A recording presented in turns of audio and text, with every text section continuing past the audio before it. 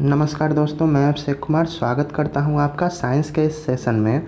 तो इस सेशन में हम डिस्कस करेंगे क्लास 9th के फिजिक्स का एक चैप्टर है force and laws of motion. इसके कुछ टॉपिक्स को कवर करने की कोशिश करेंगे आज के इस वीडियो में। तो सबसे पहले हम डिफाइन करेंगे फोर्स को कि फोर्स होता क्या है।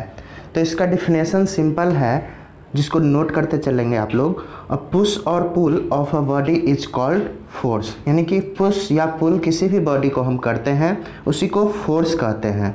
तो जैसे एग्जांपल अगर देखें पुश और पुल का कि क्या होता है पुश, क्या होता है पुल, तो अगर कोई दरवाज़ा अगर हमें खोलना है, किसी डोर को ओपन करना है, तो डोर हैंडल को अगर अपनी ओर लाते हैं, यानी कि डोर हैंडल को पकड़कर डोर को अपनी ओर लाते हैं, तो उसको हम क्या कर रहे हैं, पुल कर रहे हैं। या फिर हम क्या करेंगे उसको खोलने के लिए, तो दूसरा तरीका है कि उस डोर हैंडल को पकड़ के अपने बॉडी से उसको दूर ले जाए, अपने शरीर से उसको दूर ले जाए। तो ये हो गया पुश। तो ये पुल और पुश हो गया, यानी कि तो अब हुआ क्या कि उस डोर को ओपन करने में हमें फोर्स लगाना पड़ा। तो फोर्स कैसे हम लगाएं, या तो उसको पुश करके या फिर उसको पुल करके।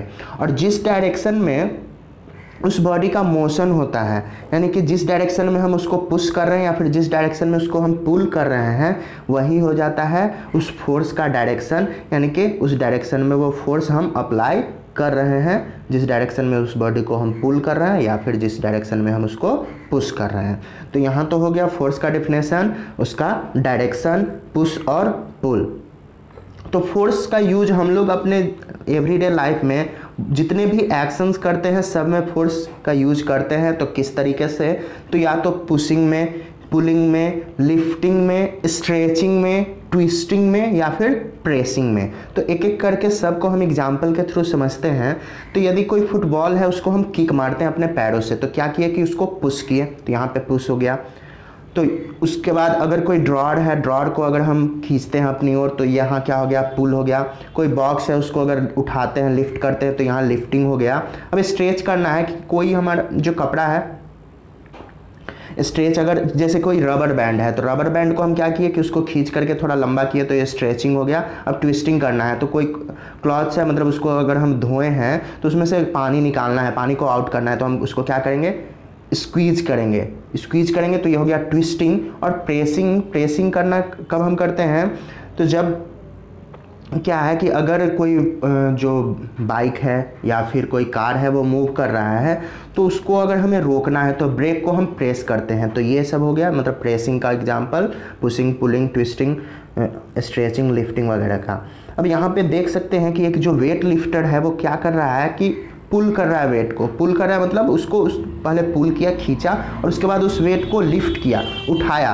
तो यहाँ भी क्या हो गया कि वो फोर्स अप्लाई किया। तो इस केस में भी फोर्स अप्लाई हो रहा है। तो फोर्स कैसे वेट लिफ्टर अप्लाई किया, तो पहले उसको पुल किया, फिर उसको पुश किया, किससे, तो वेट को लगा करके, यानी कि पुश और पुल दोनों मिला करके वो क्या किया, उसको लिफ्ट किया, मतलब उठाया।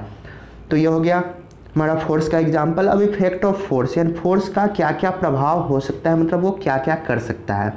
तो फोर्स ऐसा चीज़ है जिसको कि हम लोग देख नहीं सकते हैं, बस जज हम करते हैं, मतलब पता लगाते हैं कि फोर्स लग रहा है किसी भी बॉडी पे, तो वो कैसे, तो उस बॉडी पे क्या इफेक्ट हो रहा है, तो उसके इफेक्ट के कारण उसके प्रभाव को हम बस देख पाते हैं, फोर्स के प्रभाव को देख पाते हैं, फोर्स को हम लोग नहीं देख सकते हैं। तो फोर्स कर क्या क्या सकता है, तो फोर्स कर सकता है किसी भी स्टेशनरी बॉडी को मूव करा सकता है, मतलब रुका हुआ है उसको मूव करा सकता है। यदि कोई मूव कर रहा है तो उसको रोक सकता है। कोई मूविंग बॉडी है उसके स्पीड को चेंज कर सकता है, मूविंग बॉडी के डायरेक्शन को चेंज कर सकता है, या फिर कोई बॉडी है उसके शेप और साइज को भी फोर्स चेंज कर सकता है। तो इसको अब एग्जाम्पल से समझते हैं एक एक करके।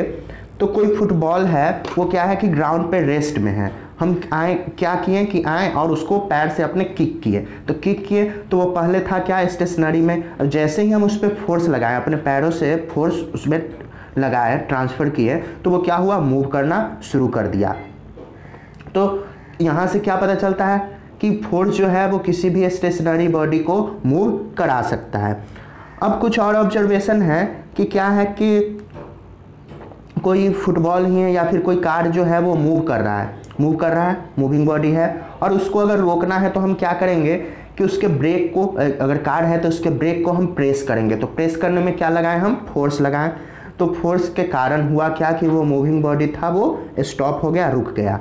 अब उसके स्पीड को कैसे चेंज कर सकता है, किसी भी मूविंग बॉडी के स्पीड को?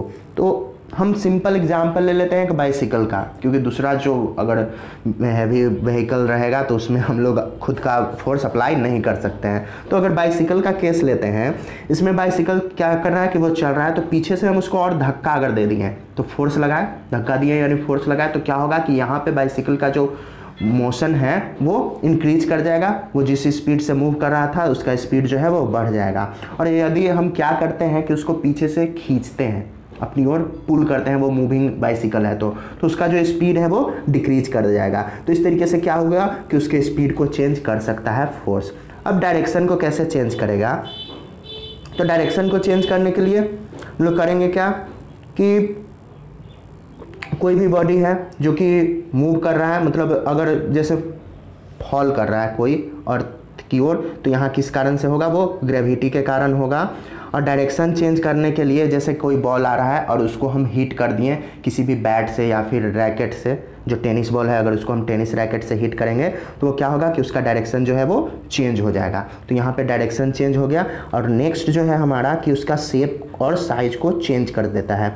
तो हम एग्जांपल लेते हैं यहाँ पे शेप और साइज के चेंजिंग में कि अगर डफ है, मतलब कि जो आटा गूंदा हुआ आटा है, उसको अगर हम रोटी बनाना है तो उसको क्या करते हैं कि रोलिंग पिन से उसको प्रेस करते हैं। तो प्रेस किए यानी फोर्स लगाएं तो उसका शेप और साइज जो है वो चेंज हो गया। उसी तरीके से अगर देख सकते हैं यहाँ पे फिगर में, तो एक स्प्रिंग है जिसका ओरिजिनल साइज इतना है, अब उस पर हम फोर्स लगा रहे हैं यानी दोनों साइड से खींच रहे हैं, उसको पुल कर रहे हैं, तो पुलिंग फोर्स के कारण उसका शेप और साइज जो है वो चेंज हो गया।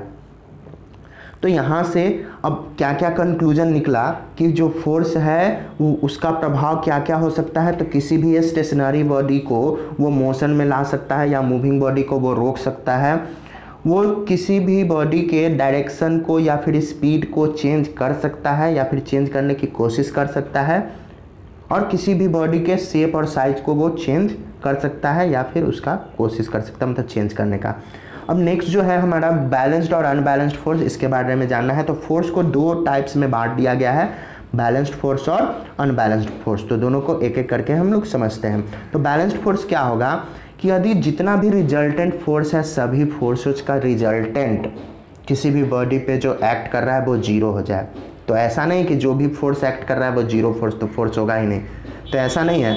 सभी फोर्स को मिलाकर के रिजल्टेंट जो आए फाइनल वैल्यू वो जीरो हो जाए, तब हम फोर्स को कहेंगे कि उस पर जितने भी फोर्सेज लग रहे हैं, अकेला फोर्स बैलेंस्ड फोर्स नहीं हो सकता है। बैलेंस्ड फोर्स होने के लिए कम से कम मोर देन वन फोर्सेज चाहिए, तो यहाँ बैलेंस्ड फोर्स होगा। अब कैसे? तो अब कोई बॉडी है, अब उस पर हम फोर्स लगा रहे हैं अगर बैलेंस्ड फोर्स, तो क्या होगा कि उसके पोजीशन में कोई चेंजिंग नहीं होगा। वो अगर रेस्ट में है तो रेस्ट में ही रहेगा, अगर यूनिफॉर्म मोशन में है तो यूनिफॉर्म मोशन में ही रहेगा। तो ऐसा लगेगा जब हम देखेंगे जैसे कि उस पर कोई फोर्स एक्ट कर ही नहीं रहा है। तो कैसे? तो हम समझेंगे एग्जाम्पल से कि एक हेवी बॉक्स है बहुत भारी, उसको हम कर क्या रहे हैं कि एक तरफ से पुश कर रहे हैं, धक्का दे रहे हैं, और वो अपने पोजीशन को चेंज नहीं कर रहा है। तो इस पे अब कौन कौन सा फोर्स एक्ट कर रहा है? तो सबसे पहला तो हमारा फोर्स ऑफ पुश, दूसरा उस फोर्स को रजिस्ट करने के लिए यानी उस फोर्स को रोकने के लिए उस बॉक्स के मोशन को एक फोर्स ऑफ फ्रिक्शन जो है वो एक्ट कर रहा है, जिस ग्राउंड पे वो फोर्स रखा हुआ है और जो सरफेस है बॉक्स का उसके बीच में फोर्स ऑफ फ्रिक्शन लग रहा है। तीसरा फोर्स जो है वो फोर्स है उस बॉडी के यानी उस बॉक्स के वेट के कारण जो फोर्स ऑफ ग्रेविटी है डाउनवर्ड डायरेक्शन में। और इस फोर्स ऑफ ग्रेविटी को ओवरकम करने के लिए यानी इसको बैलेंस्ड करने के लिए एक फोर्स है फोर्स ऑफ रिएक्शन, जो कि ऊपर के डायरेक्शन में लग रहा है यानी परपेंडिकुलर, इसके अपोजिट हम लोग कह सकते हैं कि फोर्स ऑफ ग्रेविटी के अपोजिट, जो कि एग्जर्टेड बाय द ग्राउंड उस पर लगाया है। तो ये मेनली अगर प्लेन हमारा सरफेस रहता है तो फोर्स ऑफ ग्रेविटी और फोर्स ऑफ रिएक्शन जो है वो एक दूसरे को बैलेंस किए हुए ही रहता है।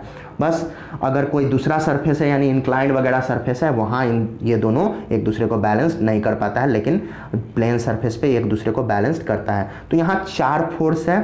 अब इस बॉडी का यानी इस बॉक्स का कोई मोशन नहीं हो रहा है। इसका कारण क्या है कि यहाँ जो भी रिजल्टेंट है वो जीरो आ रहा है, यानी कि फोर्स ऑफ ग्रेविटी को तो फोर्स ऑफ रिएक्शन जो है वो बैलेंस्ड कर ही दिया, और फोर्स ऑफ आवर पुश मतलब हम लोग जो उसको धक्का दे रहे हैं उसको बैलेंस करने के लिए कौन यहाँ है, तो फोर्स ऑफ फ्रिक्शन।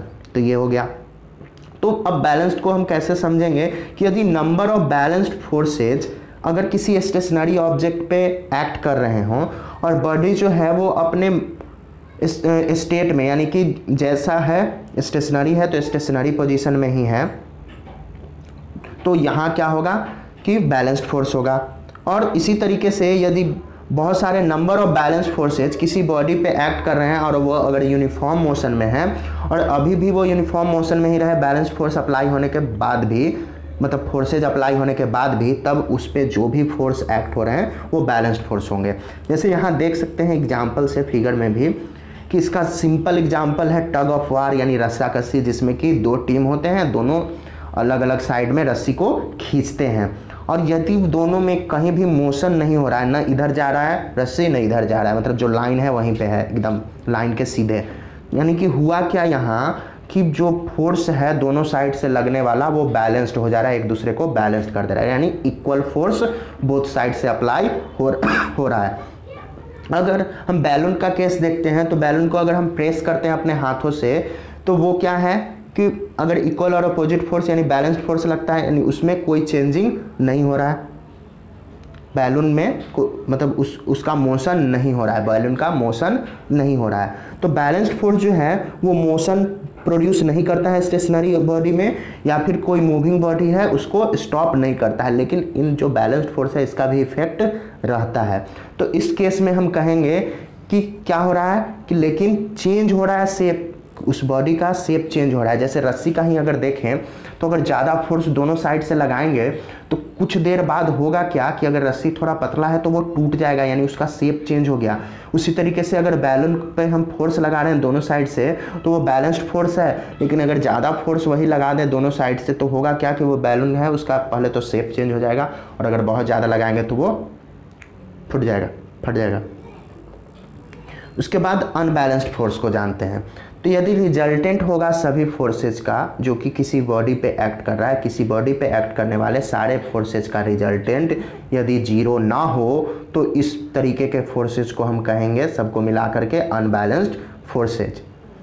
तो अनबैलेंस्ड फोर्सेज के कारण होता क्या है कि कोई भी बॉडी अगर रेस्ट में है तो उसमें मोशन आ जाता है, या फिर यूनिफॉर्म मोशन में है तो वो रेस्ट में आ सकता है।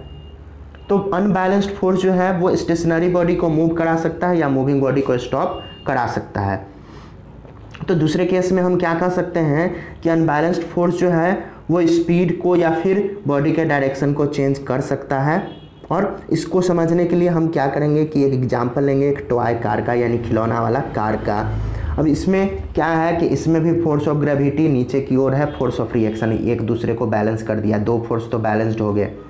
उसके बाद फोर्स ऑफ फ्रिक्शन यहाँ जो एक्ट कर रहा है वो कहाँ, तो इस टॉय कार के व्हील्स में, व्हील्स के नीचे के जो सरफेस है वहाँ, और फोर्स ऑफ पुश इसको हम लोग धक्का दे रहे हैं। तो इस केस में है क्या कि फोर्स ऑफ पुश का जो वैल्यू है वो ज़्यादा है फोर्स ऑफ फ्रिक्शन के कारण, जिसके कारण ये जो टॉय कार है वो मूव करेगा। तो कब मूव करेगा, जब हम फोर्स उस पर ग्रेटर फोर्स लगा रहे हैं, जो अपोजिंग फोर्स है उससे ज़्यादा फोर्स लगा रहे हैं। तो स्टेशनरी बॉडी को मूव करने के लिए, यानी हमें जब इसको पुश करते हैं तो ग्रेटर फोर्स के साथ पुश करें। किससे ग्रेटर होना चाहिए वो फोर्स, जो कि उसके मोशन को अपोज कर रहा है, यानी फोर्स ऑफ फ्रिक्शन। तभी इस टाइप के फोर्स को हम कहेंगे अनबैलेंस्ड फोर्स, जिस फोर्स के कारण रेस्ट बॉडी में मोशन आ जाए या फिर मूविंग बॉडी में मतलब वो स्टेशनरी हो जाए। तो ये हो गया हमारा अनबैलेंस्ड फोर्स। यदि कोई चीज़ हम ऊपर से गिराते हैं, मतलब अगर उसको हम पकड़े हुए अगर छोड़ देते हैं तो वो नीचे आ जाता है, मतलब उसमें मोशन आ जाता है। तो ये भी क्या कारण हुआ मोशन आने का, तो मोशन आने का कारण हुआ कि जो ग्रेविटी है वो अनबैलेंस्ड फोर्स उस पर एक्ट करता है, ग्रेविटी का अनबैलेंस्ड फोर्स, जिसके कारण वो नीचे गिर जाता है। और भी अगर देखते हैं कि अगर टग ऑफ वार यानी रस्साकसी ही हो रहा है और दूसरा टीम जो है अगर वो अचानक रस्सी को छोड़ दे तो उसके अपोजिट वाला जो टीम है वो पीछे की ओर गिर जाएगा। और यदि अगर कोई बाइसिकल चला रहा है और उस पर कोई अनबैलेंस्ड फोर्स एक्ट ना करे, यानी कि फ्रिक्शन या फिर एयर रेजिस्टेंस, तो वो हमेशा मूव करते ही रहेगा, वो रुकेगा नहीं। तो अब हम जब भी बात करेंगे किसी भी फोर्स का कि किसी बॉडी पे फोर्स अप्लाई हो रहा है तो वहाँ अनबैलेंस्ड फोर्स की बात होगी, यानी उस फोर्स के कारण उसके मोशन, मतलब अगर वो रेस्ट में है तो वो मोशन में आ सकता है, या अगर वो मोशन में है तो वो रेस्ट में आ सकता है, यानी अनबैलेंस्ड फोर्स की बात ही हम अब करेंगे। तो अनबैलेंस्ड फोर्स हो गया। अब अनबैलेंस्ड फोर्स कर क्या सकता है कि मोशन क्रिएट कर सकता है या फिर मूविंग बॉडी को स्टॉप कर सकता है। तो यदि अनबैलेंस्ड फोर्स ऑफ फ्रिक्शन और एयर रेजिस्टेंस ना हो तो मूविंग बाइसिकल जो है वो हमेशा मूव करते रहेगा। तो ये तो हम लोग जान गए कि जब भी फोर्स के बारे में बात करेंगे तो अनबैलेंस्ड फोर्स के बारे में ही बात होगा। अब जो जानना है हमें न्यूटन्स लॉज ऑफ मोशन। तो न्यूटन ने 3 लॉ दिए हैं जिसके कारण उन्होंने डिस्क्राइब किया है किसी भी बॉडी के मोशन को, और इन्हीं को कहा जाता है, इन लॉज को कहा जाता है न्यूटन्स लॉज ऑफ मोशन। तो एक एक करके जानेंगे। तो आज हम Newton's first law of motion पढ़ेंगे। तो Newton's first law of motion है क्या कि कोई भी body, a body at rest will remain at rest, यानी कोई बॉडी अगर रेस्ट में है तो वो रेस्ट में ही रहेगा। And a body in motion will continue in motion in a straight line with a uniform speed, और यदि कोई बॉडी मोशन में है तो वो मोशन में ही रहेगा स्ट्रेट लाइन में यूनिफॉर्म स्पीड के साथ, अनलेस कब तक ये होगा, जब तक कि it is compelled by an external force to change its state of rest और ऑफ यूनिफॉर्म मोशन, यानी जब तक कोई एक्सटर्नल फोर्स, यानी एक्सटर्नल फोर्स मतलब अनबैलेंस्ड फोर्स, जब तक कोई उस पर अप्लाई नहीं होता है उसके पोजीशन को, उसके स्टेट को चेंज करने के लिए, तब तक वो अपने स्टेट में ही रहेगा, यानी रेस्ट में है तो रेस्ट में ही रहेगा, यदि यूनिफॉर्म मोशन में है तो यूनिफॉर्म मोशन में ही रहेगा। तो इसको हम लोग समझेंगे कुछ एग्जाम्पल से फर्स्ट लॉ ऑफ मोशन को। तो जैसे देखते हैं कि यदि कोई बुक है टेबल पे अगर रखा हुआ है या फिर कोई भी चीज़ अगर रखा हुआ है, जब तक हम उसको नहीं हटाते, यानी अपने हाथों से फोर्स नहीं लगाते हैं, तब तक वो वहीं पड़ा हुआ रहेगा, यानी वो रेस्ट में है तो रेस्ट में ही रहेगा। तो अब एक और नया टर्म आता है इनर्शिया, उसके बारे में हम जानेंगे कि इनर्शिया होता क्या है। तो the tendency of a body to remain at rest यानी स्टेशनरी और if moving to continue moving in a straight line is called inertia. Inertia है क्या कि किसी भी बॉडी का टेंडेंसी जो कि उसको रेस्ट में रखता है यदि वो रेस्ट में हो, और उसको कंटिन्यू मूविंग कराता है यदि वो मूव कर रहा हो स्ट्रेट लाइन में, तो इसी को हम कहते हैं इनर्शिया। तो इनर्शिया को हम डिफाइन कैसे कर सकते हैं कि inertia is that property of a body due to which it resist a change in its state of rest और ऑफ यूनिफॉर्म मोशन, यानी वो अपने उसके अंदर किसी भी बॉडी का ये प्रॉपर्टी है, एक ऐसा गुण है जो अपने अंदर बदलाव को वो रोकता है, बदलाव नहीं होने देता है। वो चाहता है कि यदि वो स्टेट में है, मतलब रेस्ट में है तो वो रेस्ट के ही स्टेट में हो, और यदि वो यूनिफॉर्म मोशन में हो तो यूनिफॉर्म मोशन में हो। इसी प्रॉपर्टी को हम कहते हैं इनर्शिया, जो कि किसी भी बॉडी के अंदर होता है। अब इनर्शिया जो है वो डिपेंड किस पे करता है, मतलब किसके कारण ये इनर्शिया आता है उस बॉडी के अंदर, तो उसके मास के कारण, यानी जितना ज़्यादा मास होगा किसी भी बॉडी का उतना ही ज़्यादा इनर्शिया होगा, और जितना ज़्यादा इनर्शिया होगा उसके स्टेट को चेंज करने में हमें उतना ही ज़्यादा फोर्स लगाना होगा, उतना ही ज़्यादा फोर्स, यानी हेवियर मास का अगर कोई बॉडी है तो उसका इनर्शिया ज़्यादा होगा। तो अब हम लोग करते क्या है कि मास जो है वही इनर्शिया को मेजर करता है, मतलब बताता है कि कितना उसमें इनर्शिया है।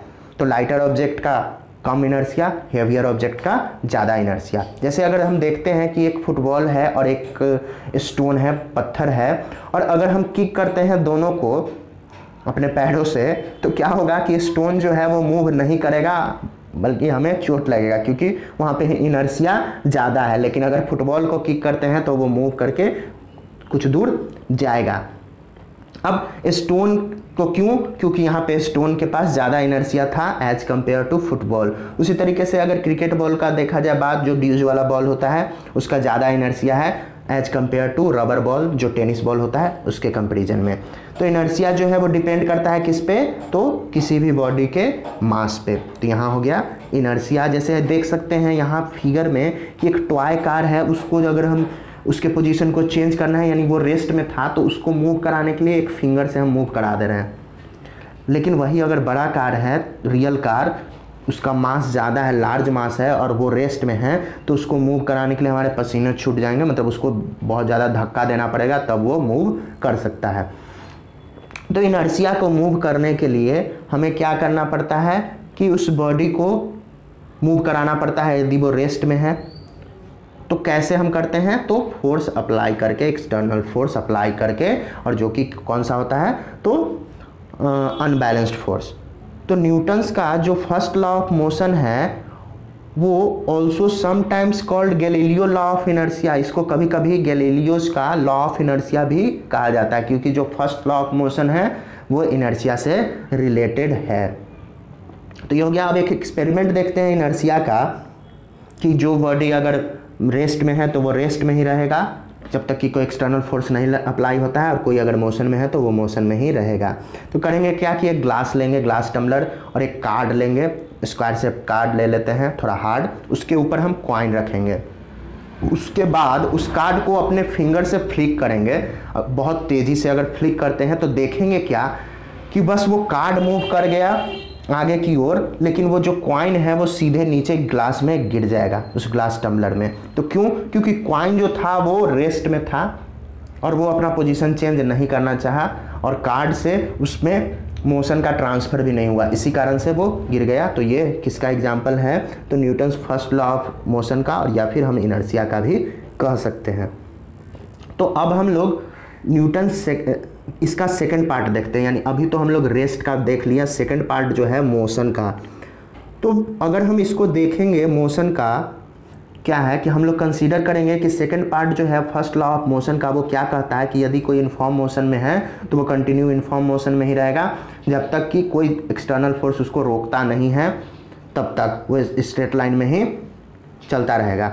तो ये अगर हम देखें तो हमें लगेगा कि ये चीज़ गलत है, क्योंकि अगर कोई भी व्हीकल्स वगैरह है, अगर उसको हम चला के छोड़ दिए, मतलब वो जा रहा है, या फिर किसी चीज़ को हम धक्का ही दे दिए, अगर उसमें तो इंजन रहता है तो वो चलेगा ही। अगर हम धक्का दे दिए या फिर कोई साइकिल है उसको हम पैडल मारना छोड़ दिए, तो वो क्या होता है, कुछ दूर जाने के बाद वो रुक जाता है। तो ये तो जो न्यूटन का जो फर्स्ट लॉ है वो यहाँ पे अगर गलत हो जाएगा, तो वो रुकने का कारण क्या है, हमें तो लग रहा है कि कोई फोर्स उस पर अप्लाई नहीं हो रहा है, क्योंकि हम लोग फोर्स को देख नहीं रहे हैं। तो यहाँ भी फोर्स अप्लाई हो रहा है।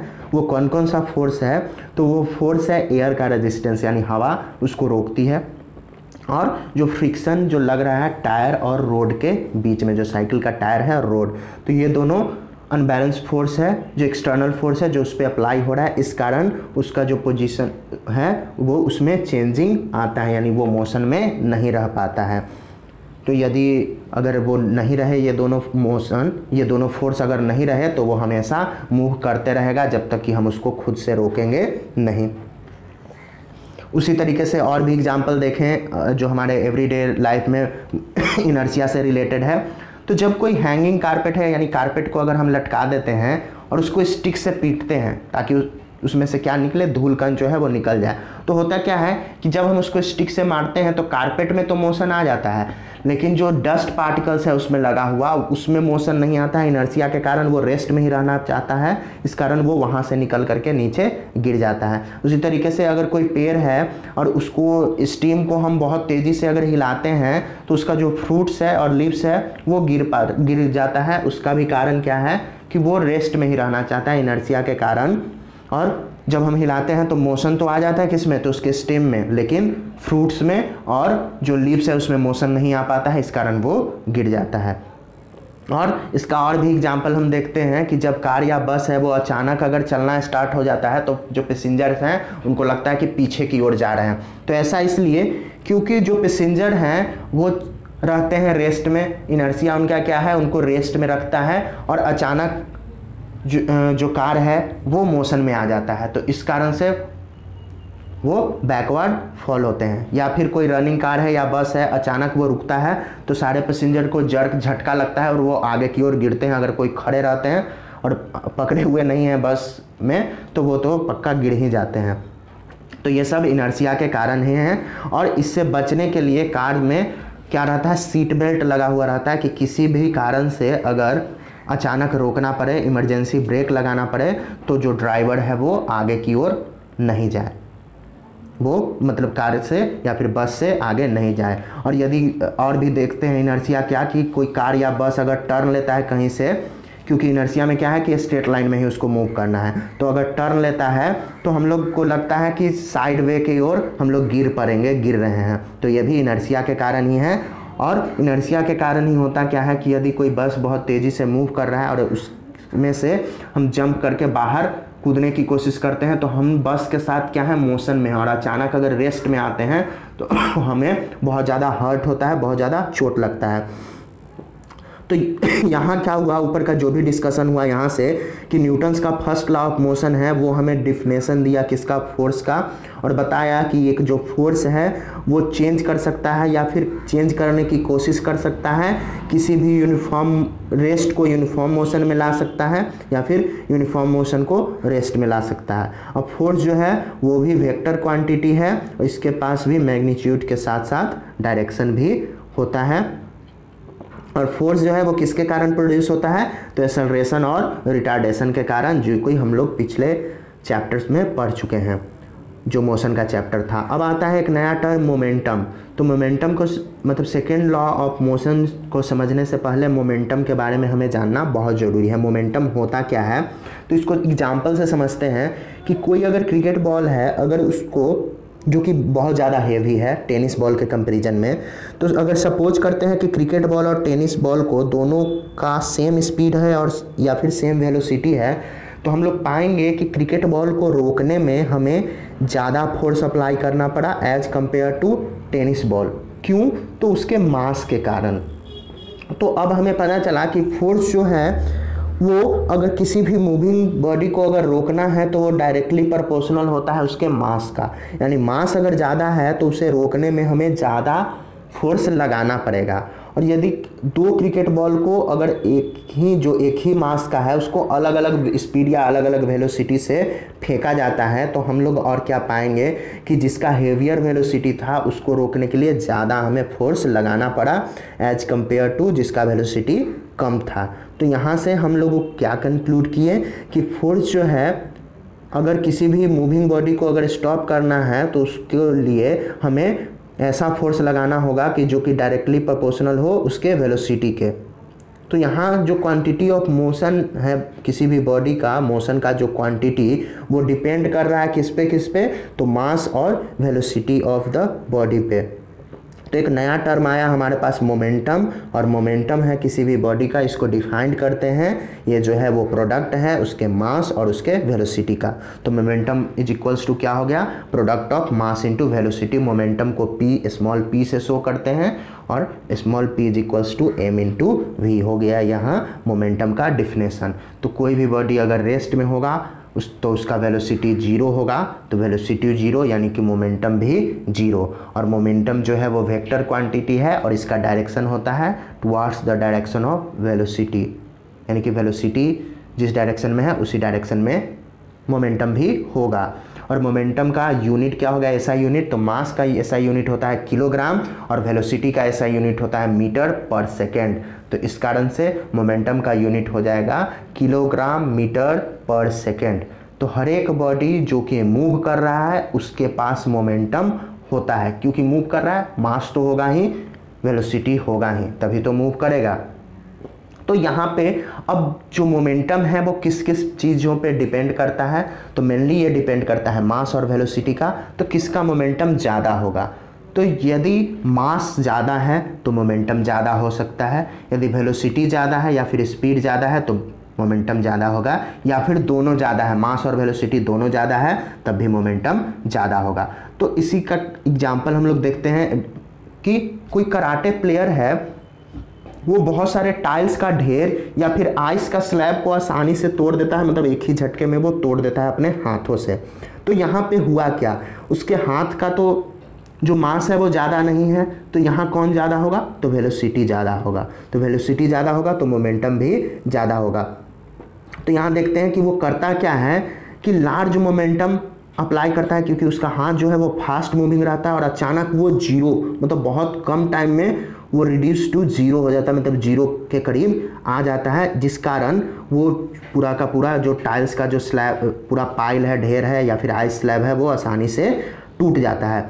उसी तरीके से अगर देखते हैं कि कोई क्रिकेट बॉल है जो कि बहुत ज़्यादा हैवी नहीं है और जब हम उसको थ्रो करते हैं हाई स्पीड से या हाई वेलोसिटी से तो बहुत ज़्यादा मोमेंटम और कभी कभी ये क्या करता है कि हर्ट भी कर देता है बैट्समैन को। बहुत ज़्यादा हैवी नहीं जाता है, फिर हर्ट करने का कारण क्या है कि उसका स्पीड जो है वो हाई है। तो बॉलर अगर फेंकता है हाई स्पीड से या फिर बैट्समैन अगर किसी बॉल को मार देता है अपने बैट से बहुत हाई स्पीड से तो जो फील्डर हैं उनको भी उस बॉल को रोकने में कभी कभी उनके फिंगर्स को हर्ट कर देता है वो बॉल। उसी तरीके से अगर हम लोग देखें कि अगर कोई एक्सीडेंट होता है तो वो एक्सीडेंट ज़्यादा नुकसानदायक होता है, ज़्यादा वर्स होता है। कौन सा एक्सीडेंट? तो जिसमें जो व्हीकल्स हैं यानी कार है, बस है या फिर जो भी दूसरे व्हीकल्स हैं वो ज़्यादा स्पीड से चल रहे हों, क्योंकि उनका मोमेंटम ज़्यादा होता है तो जिसके कारण जो सामने उसके पर्सन आ जाता है या फिर कोई भी आ जाता है उसको ज़्यादा चोट पहुंचती है as compare to low speed वाले जो व्हीकल्स हैं, मतलब जो धीरे धीरे चल रहे हैं उनसे। तो मोमेंटम को कंसीडर किया गया है कि ये मोशन के क्वांटिटी को यानी किसी भी मूविंग बॉडी के मोशन के क्वांटिटी को मेजर करता है, उसके बारे में बताता है। तो अब जो है वो न्यूमेरिकल्स हैं मोमेंटम से रिलेटेड, इसको आप लोगों को सॉल्व कर लेना है। ये सब जो भी हैं शॉर्ट आंसर टाइप क्वेश्चंस वगैरह कुछ डिफिनेशन वगैरह हैं। और अगले लेक्चर में हम लोग न्यूटन्स के सेकेंड लॉ और थर्ड लॉ को जानेंगे और उसके कौन कौन से जो एप्लीकेशंस होते हैं प्रैक्टिकल एप्लीकेशन उसके बारे में जानेंगे। तो आज के लिए बस इतना ही, धन्यवाद।